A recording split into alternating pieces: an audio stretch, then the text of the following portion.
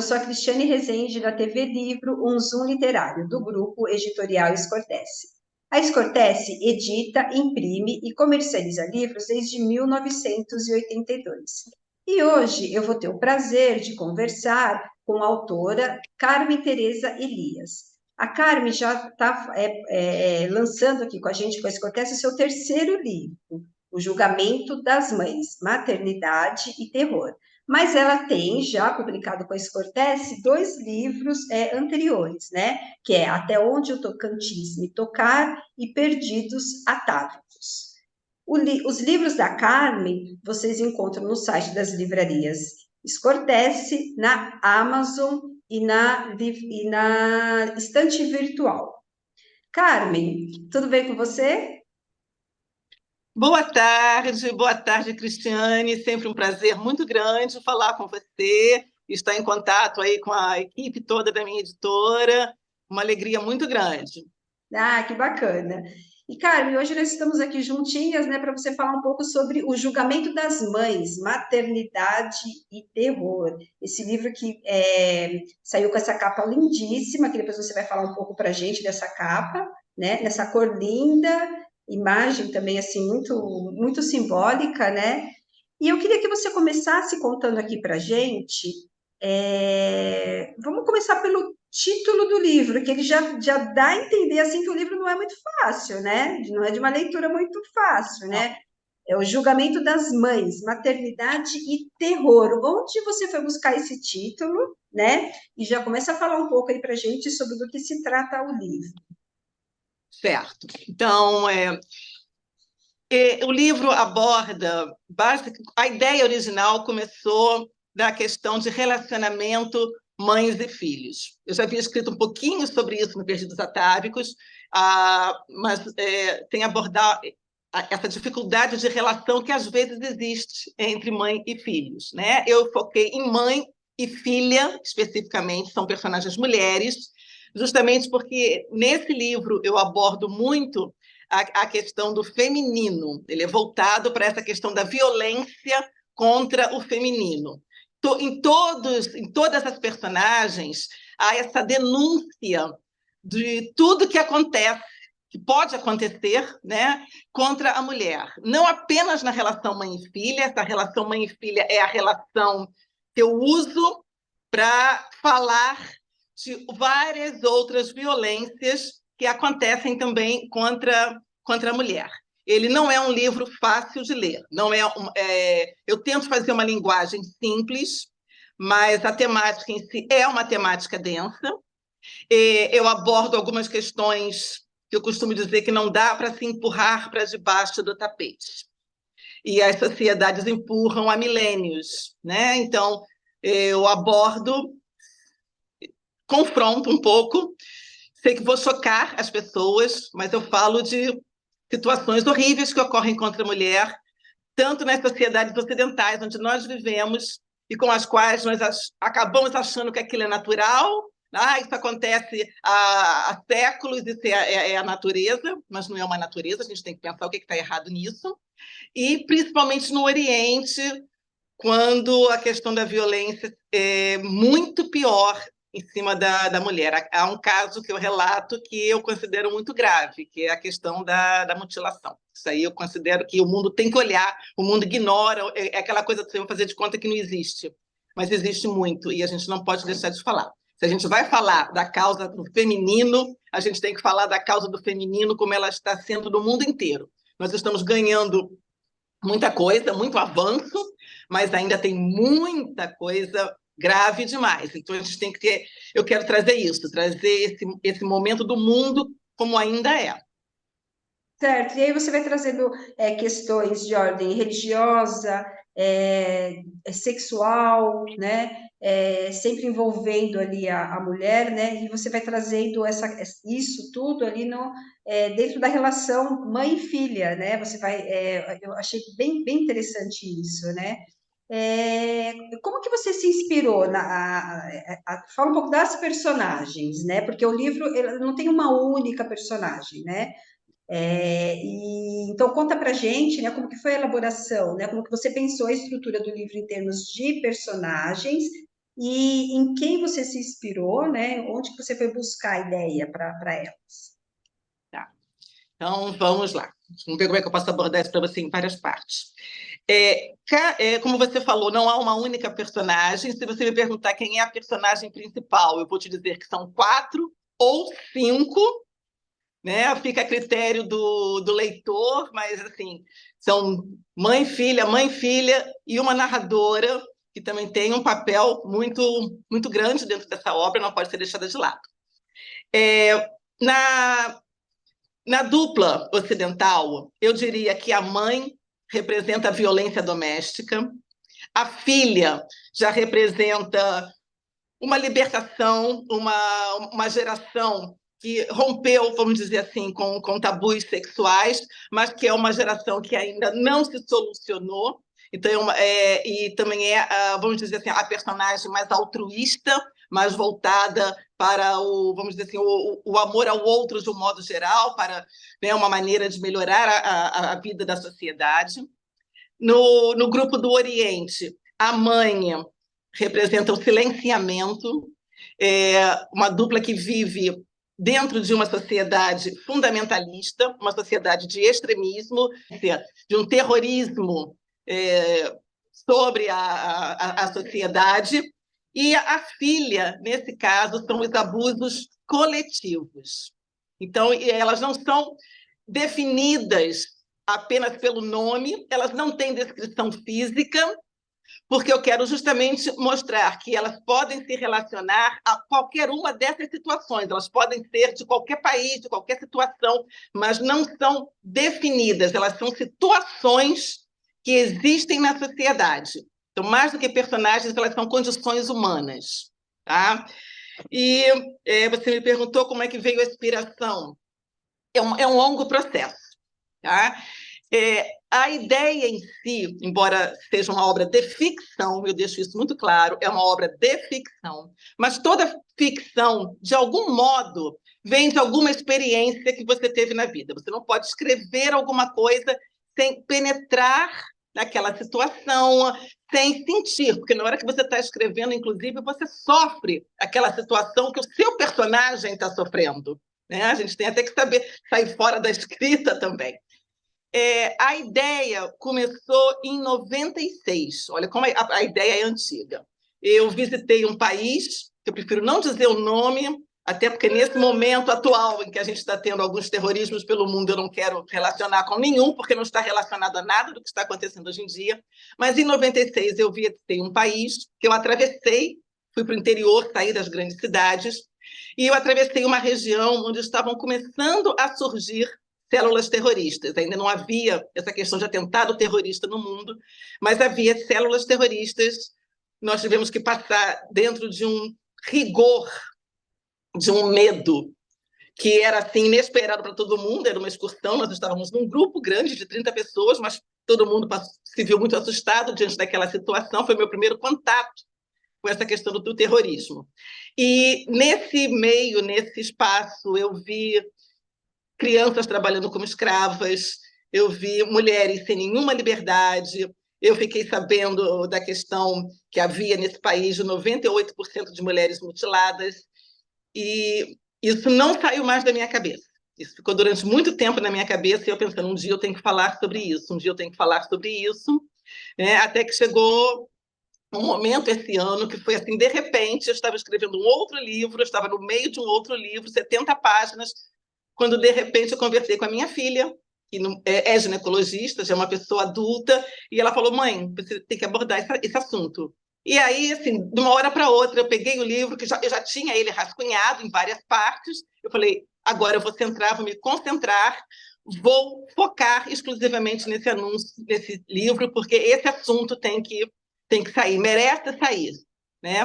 O mundo está falando mais sobre a mulher, a literatura hoje em dia está voltada para a literatura da mulher, então houve uma confluência, foi um momento que tudo convergiu para que esse tema viesse à tona na minha obra.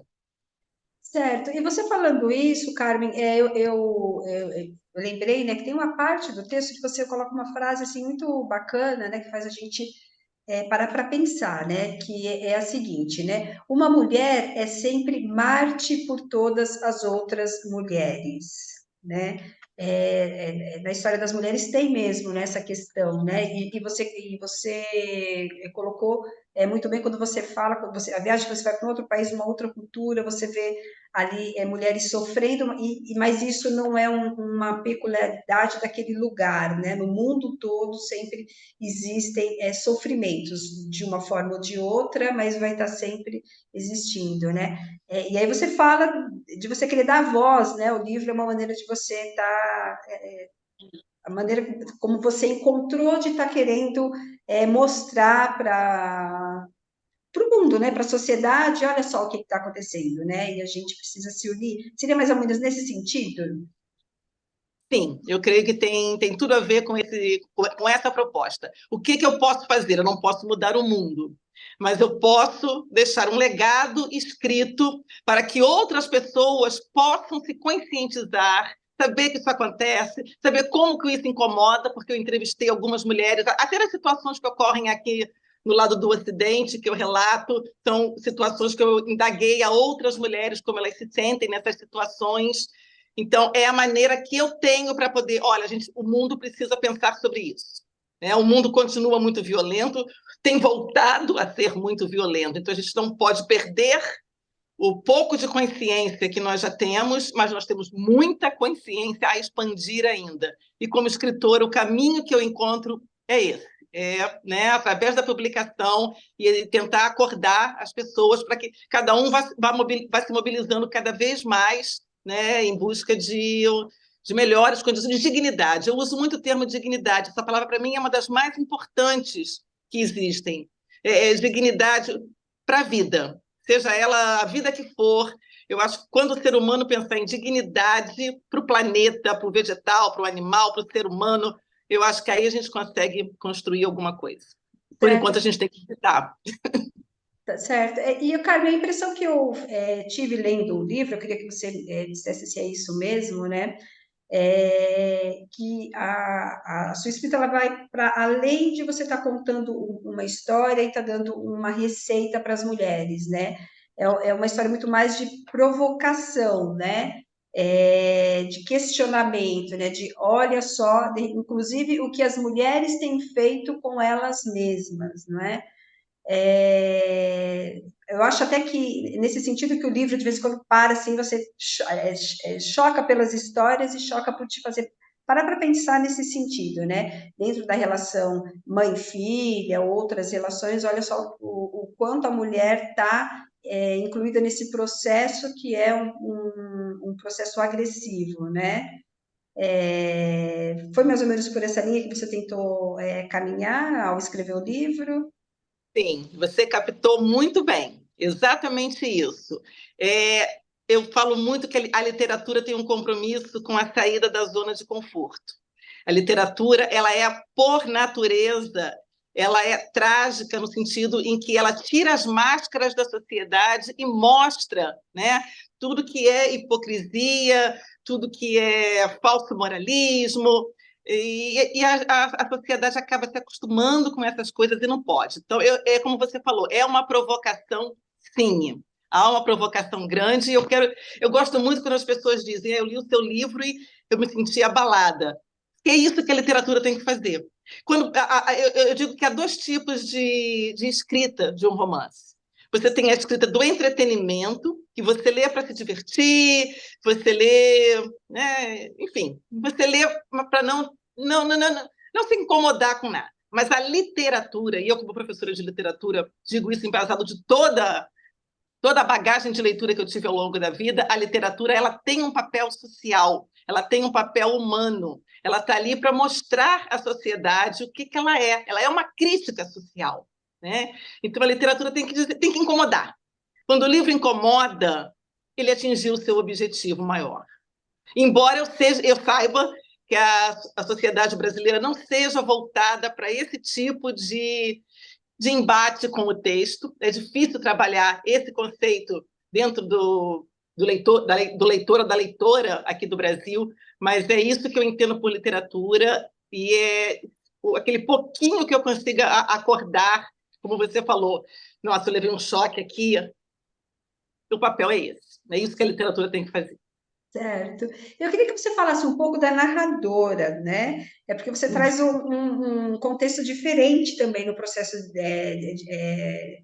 da pessoa que está narrando ali o livro, né? Porque hora ela está observando, vai dando essas licenças, hora ela está observando as histórias, e você mesma colocou ali, tem história em que ela está, que é a história dela, né? Então, fala para a gente um pouquinho sobre esse processo que você criou, né, ou que você desenvolveu ali no livro.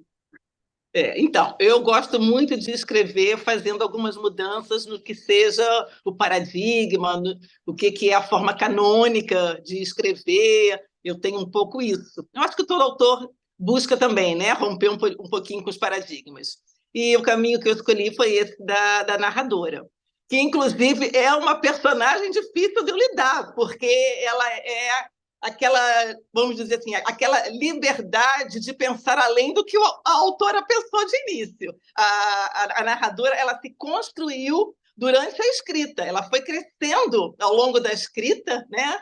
E ela passou a ser, ela ganhou um capítulo, que é o eu, aquele capítulo nem existia, o capítulo eu é a narradora, e ela virou gente, então ela tem que entrar como alguém que está construindo, se constituindo através da história das outras. E, assim, não posso dar um spoiler, mas ela, no final das contas, ela é o somatório de todas aquelas experiências. E eu gosto muito disso, ela saiu do meu controle. Eu não tenho medo nenhum de dizer isso. A narradora saiu do meu controle e tive muitos embates com ela de dizer, não, não posso escrever isso, está indo longe demais.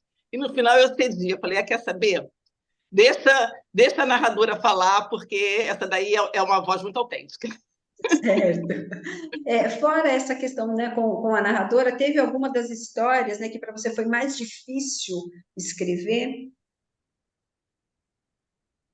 Algumas são mais difíceis. A história da Laila e da Saraia mexe comigo até hoje, né? Mexe muito comigo, é difícil lidar, até hoje em dia, se eu voltar a ler. E olha que não está tudo no livro, vou contar uma verdade para você.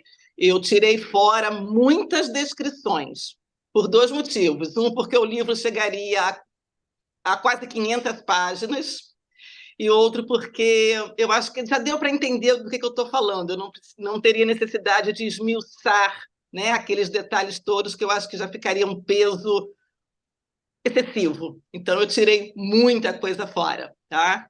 Mas passou, né? Eu acho que passou dentro de um limite que dá para ler, dá para se chocar, mas eu espero que dê para os leitores sobreviverem. Sobreviverem e atuarem no sentido de, caramba, isso existe, o que eu posso fazer para melhorar, tá?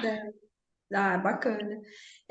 Eu acho que é interessante a gente colocar também, né, que o julgamento das mães, né, você também, dentro do livro, você traz alguns questionamentos em relação, inclusive, a essa coisa muito fantasiosa que as pessoas criam em relação ali ao ser mãe, né, ao ser mãe e essa imposição social. Você chega, inclusive, a falar, né, dessa questão de que muitas mulheres, de repente, não têm esse desejo, né, de ser mãe, e até isso é tirado dela, né, por conta de cobranças e imposições sociais, né, e tem uma outra fala lá, né, tem uma outra frase lá no livro que eu achei, assim, muito bacana, né, que é quando você coloca assim, né, mães e filhas, o quanto de vida uma tirou da outra, né?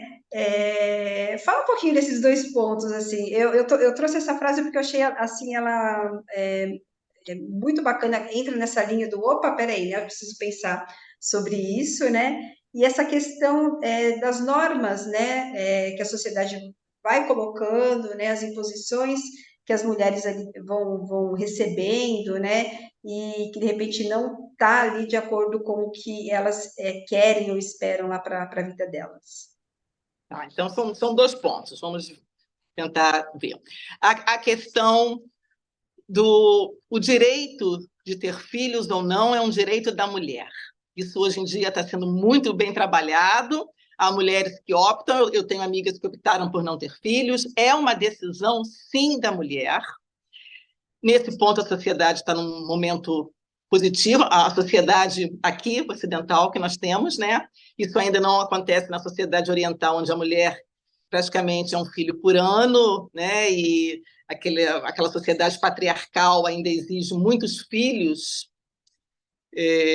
Para quê? Né? Para quê? Para mostrar que é muito macho, para exercer um controle absoluto sobre a mulher, que vai apenas cuidar de filhos a vida inteira, não ter chance de estudar, não ter nenhuma chance de trabalhar, não ter chance de se tornar, né? Se tornar mulher, como diz a Simone de Beauvoir, essa chance é retirada das mulheres.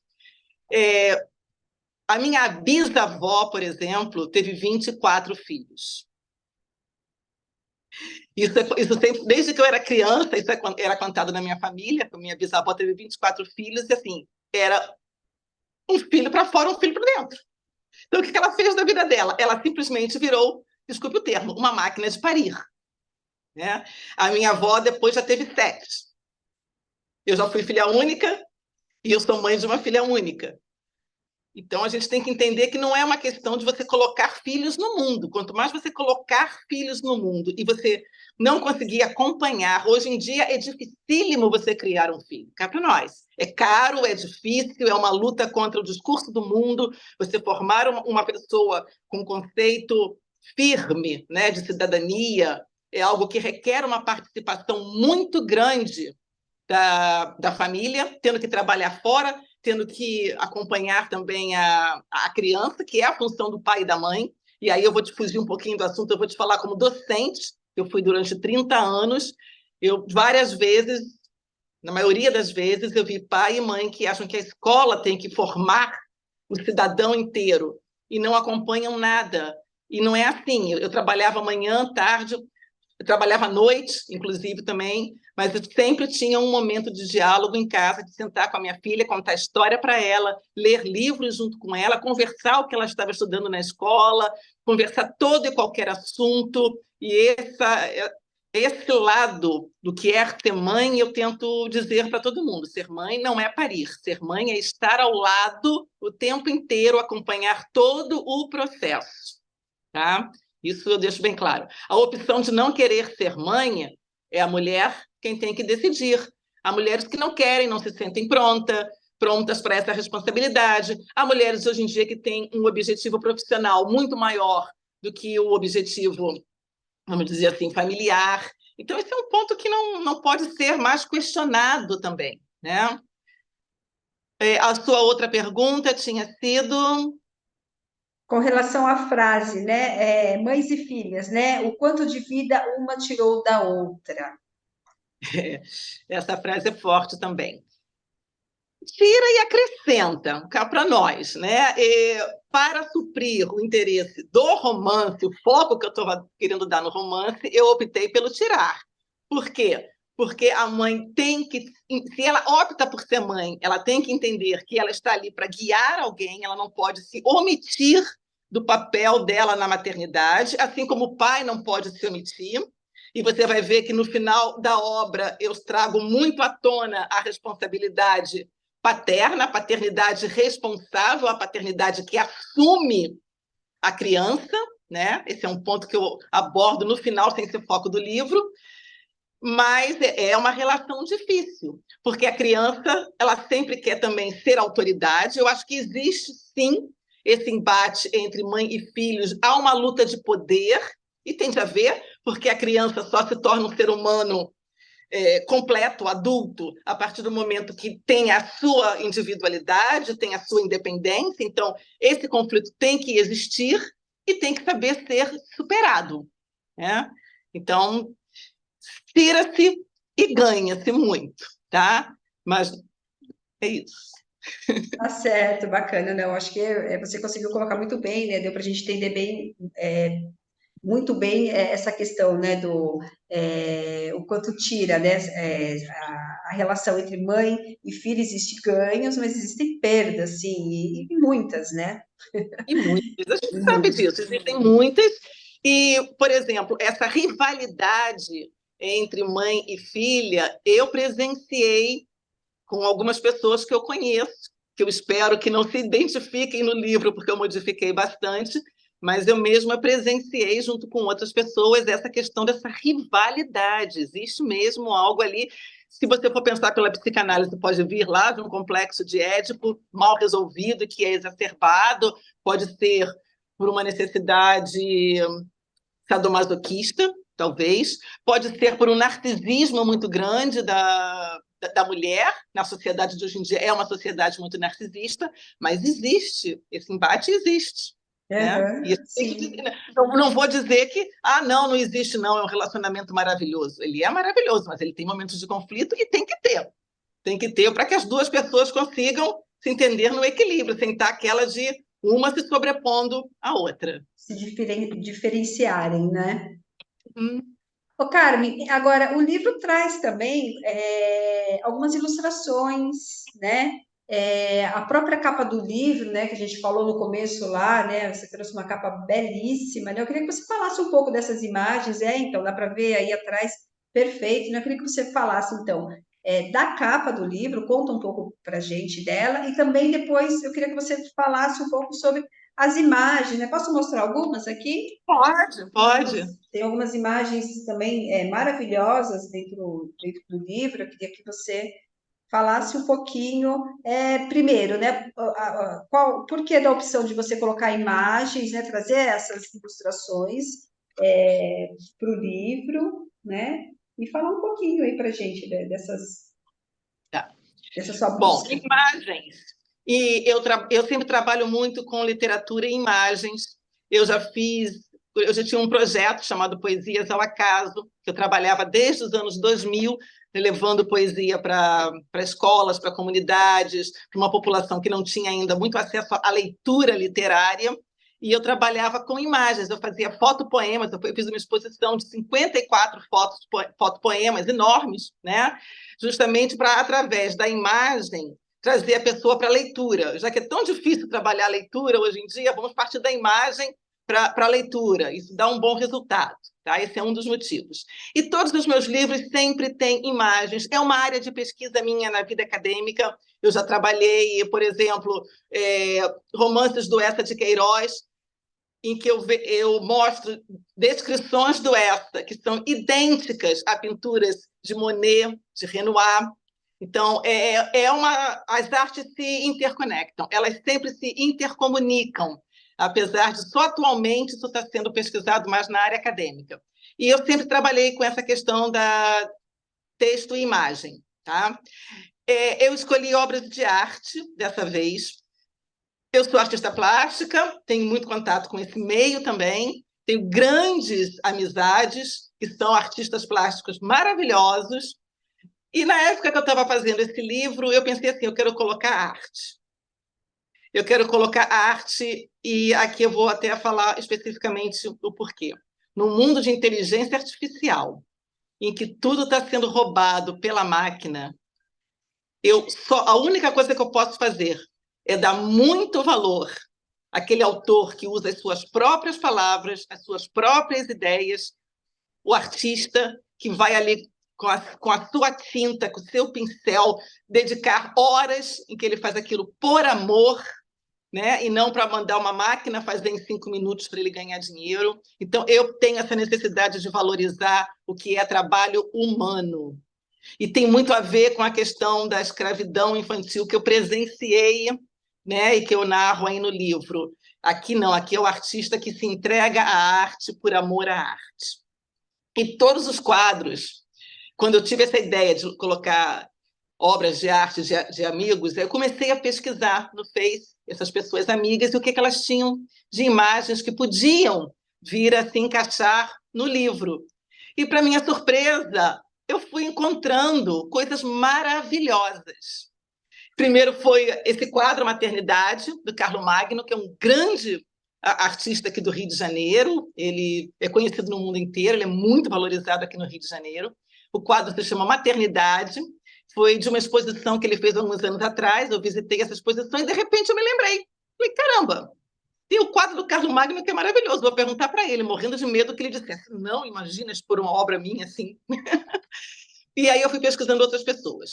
Por coincidência, a Leonisia, que é nossa amiga, é também, né, já publicou livros também com a Scortese, ela tem uma série inteira de pinturas que é o Não Grito da Mulher. E as imagens dela batem, por coincidência, exatamente com os assuntos que estão no meu livro. Então, ali foi outra questão, assim, gente, caiu do céu, está tudo coincidindo para dar certo. E aí eu tive também outras pessoas que eu já sabia que trabalhavam nessa linha. Tem, por exemplo, a Sandra Nunes, que é uma pintora maravilhosa aqui do Rio de Janeiro, faz um trabalho também reconhecido no mundo inteiro, e ela trabalha muito essas imagens doloridas da mulher. Eu vou citar também o Vladimir Machado. Ele é um artista, professor, e ele está atualmente num momento muito grave do Alzheimer, mas a obra dele é tão reconhecida que ele está sendo exposto em muitas galerias aqui do Rio, então eu senti necessidade de dar esse apoio à obra dele. Tem a Flávia Pozobon, que está morando no Rio Grande do Sul, que também trabalha muito a questão do feminino. A Marta Loretti, de Petrópolis, que é uma artista com quem eu já fiz projetos várias vezes na vida, e todas as obras eu quis que fossem nus artísticos. Foi proposital também trabalhar o nu artístico, no sentido de que é arte, em primeiro lugar. Eu estou falando de situações sociais, mas eu estou trabalhando com literatura, que é uma forma de arte, que está se ajudando a comunicar através das imagens também. Elas são relacionadas ao capítulo que está sendo narrado no livro. Então, esse desnudar da realidade que eu quis trazer nessas obras. E a arte em si, ela vai somar uma certa delicadeza, vai somar, vamos dizer assim, vai tirar qualquer máscara de falsidade que possa ter e vai trabalhar o lugar do corpo. O lugar do corpo, qual é esse lugar do corpo? É o corpo físico, mas é também o corpo social, é o corpo moral, é o corpo que precisa da sua dignidade. É o corpo que tem o sofrimento e é o corpo que tenta arrancar a roupa do sofrimento. Eu acho que eu tento trabalhar esses conceitos. E é interessante, você vai observar, eu fiz proposital. Às vezes, quando eu estou falando da mulher de uma sociedade oriental, eu coloco a imagem de uma negra. Por quê? Porque eu quero dizer que aquele sofrimento não é específico de um lugar, ele não é específico de um povo e de um tempo. Isso aí é um sofrimento que a mulher carrega ao longo dos séculos, em qualquer lugar do mundo. É muito importante esse livro ser lido no caráter comparativo. É comparar todos esses problemas, porque eles não estão nem aqui, nem acolá, nem hoje, nem ontem. Eles são permanentes em toda a sociedade mundial. Eu estou pensando mesmo em termos de mundo. Então, eu vou pegar algo que está lá longe e vou comparar com algo que está aqui perto. E vocês vão ver que há muita coisa a ser trabalhada junta, nesses extremos do mundo, como eu chamo nos capítulos, um extremo do mundo e o outro extremo do mundo. Então, são todas as mulheres, como você falou, uma mulher é mártir de todas as outras, em qualquer sociedade que ela esteja. A gente tem um estupro coletivo lá na Índia, mas a gente tem estupro aqui nos morros também do Rio de Janeiro e em todo o Brasil. Então, vamos abrir os olhos para o que é a mulher no mundo. Certo. E essa junção que você acabou de contar aqui para a gente, entre literatura e as artes plásticas, se deu um livro belíssimo e ele trouxe mesmo toda essa... as obras, elas acabaram trazendo mesmo toda essa leveza, para o livro, e um pouco de descanso ali, em relação às histórias, embora a própria a obra de arte, ela em si, e por si só, ela também já traz muitos questionamentos ali, Já dá para você ali pensar várias questões, Bacana, Carmen, é uma delícia estar te ouvindo, A gente está já indo para o finalzinho, Mas acho que você conseguiu trazer para a gente bastante, sobre esse seu novo livro. Eu queria que você deixasse, então, aqui para a gente as suas considerações finais, antes da gente encerrar aqui a entrevista. Tá. Eu queria, em primeiro lugar, agradecer a oportunidade, o trabalho que a editora faz, né, no sentido de estar ao lado do autor, da autora, também possibilitando esses momentos de diálogo, esse momento de a gente poder também ter esse vídeo depois para passar também para a sociedade. E eu queria dizer isso, que ao ler, a gente tem que se colocar no lugar do outro. O que é o escritor? Vou falar como autora. Eu tenho que olhar situações que não são minhas, mas eu tenho que olhar para elas, trazê-las para dentro de mim, para colocá-las num papel, para levá-las de volta para fora de mim, né? E o leitor tem que também fazer isso, né? O leitor ele tem que olhar além dele. Nós estamos numa sociedade hoje em dia em que cada um olha para si, única e exclusivamente. Talvez por isso as pessoas não estejam lendo tanto. A gente tem que tirar o olhar focado na gente, ler, deixar a gente sair do ego e dizer, caramba, eu me queixo tanto, né? Por exemplo, mas tem tantas situações aí em que eu estou melhor para poder ajudar. Então a gente tem que sair desse eu, sair desse universo fechado.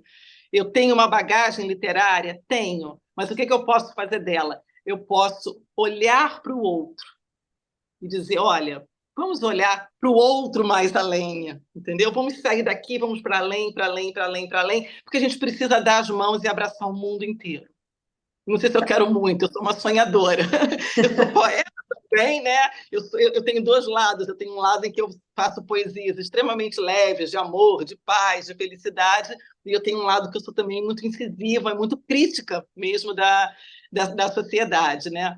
Mas, vamos dizer assim, utopicamente, se todos lessem e se dessem as mãos, a gente conseguiria um entendimento muito melhor para dar um mundo mais digno para todo ser humano. Tá certo, então fica aí a mensagem, né, da escritora Carmen Teresa Elias. Eu agradeço muito, Carmen, a sua participação aqui na TV Livro. Eu lembro mais uma vez para as pessoas, então, quem tiver interesse, né, o livro O Julgamento das Mães, Maternidade e Terror, né, está disponível no site das livrarias Scortese, Amazon e Estante Virtual. Carmen, muito obrigada por você participar, por você contar um pouco, trazer um pouco dessas experiências aqui para a gente. E eu desejo para vocês sucesso com o livro. Muito obrigada, é um prazer muito grande estar com vocês. Equipe, que todos trabalharam muito bem na organização dos 3 livros que eu fiz com vocês, e é um prazer muito grande poder conversar com você. Nós agradecemos. Até mais. Até mais.